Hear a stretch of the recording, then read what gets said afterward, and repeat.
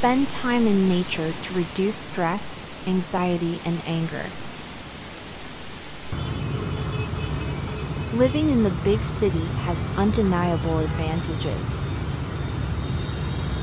But noise pollution, lack of open space and fresh air, all of that benefits to the developing of mental problems.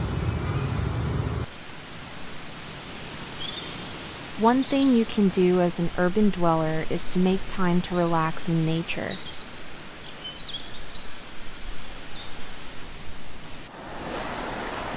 Be it a seaside,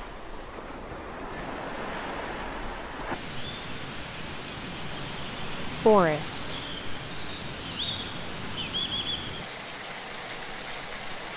mountains,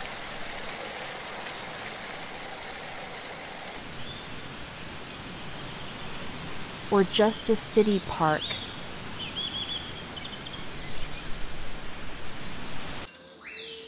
Regular spending time in the open air reduces feelings of depression or anger and improves overall mood.